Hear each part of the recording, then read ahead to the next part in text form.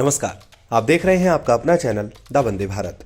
UP के पूर्वांचल में मुख्तार अंसारी, ब्रजेश सिंह, मुन्ना बजरंगी और धनंजय सिंह जैसे कई माफिया चर्चित रहे, लेकिन कुख्यात माफिया सुभाष ठाकुर का नाम और रुतबा ऐसा था कि ये सारे बाहुबली उसके आगे कांपते थे।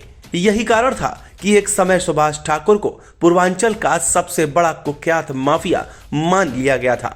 सुभाष ठाकुर का खौफ ऐसा था कि मुख्तार अंसारी और अतीक जैसे लोग उसके धंधे में आने से डरते थे। हालांकि इस समय ये माफिया जेल की सलाखों के पीछे उम्र कैद की सजा काट रहा है। बात 90 के दशक की करें तो 90 के दशक को आते आते संतोष ठाकुर काम की तलाश में बनारस यानी बनारसी से मुंबई गया। किस्मत ऐसी कि जल्द ही अपराध की दुनिया में शामिल हो गया। छोटे गुटों में शामिल होने के बाद संतोष ठाकुर ने रंगदारी का काम शुरू किया और बड़े बिल्डरों को निशाने पर लिया।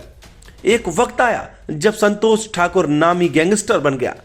वहीं दूसरी तरफ दाऊद इब्राहिम भी पनप चुका था। माना जाता है कि संतोष के गैंग में शामिल होने के बाद ही दाऊद ने अपराध के सारे दांव सीखे थे। इसके बाद ही वह मुंबई का डॉन बन गया था। दाऊद के देश छोड़ने से पहले सुभाष ठाकुर ने दाऊद और छोटा राजन के साथ काम शुरू किया। तस्करी, रंगदारी, फिरौती के कामों को अंजाम देने में माहिर संतोष ठाकुर खौफ का दूसरा नाम बन चुका था।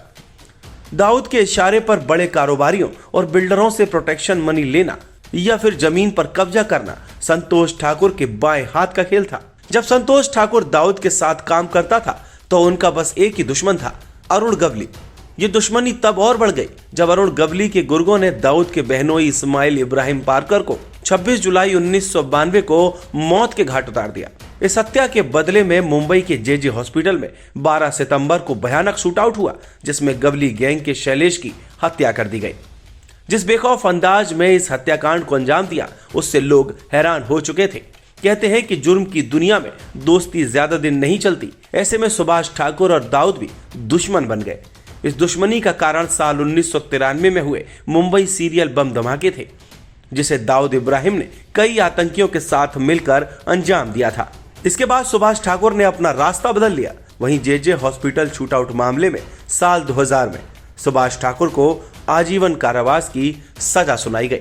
बता दें कि आजीवन कारावास की सजा काटने के दौरान सुभाष ठाकुर को सभी बाबा नाम से बुलाने लगे, जिसके पीछे कारण था कि सुभाष ने जेल में रहते हुए ढलती उम्र तो हासिल की, साथ ही बड़े बाल और लंबी सफेद दाढ़ी भी रखने लगा। सुभाष ठाकुर भले ही जेल में रहा, लेकिन राज्य में होने वाले चुनावों में उसका दबदबा रहता और पूर्वांचल की कई सीटों पर वह सीधे प्रभाव डालता है।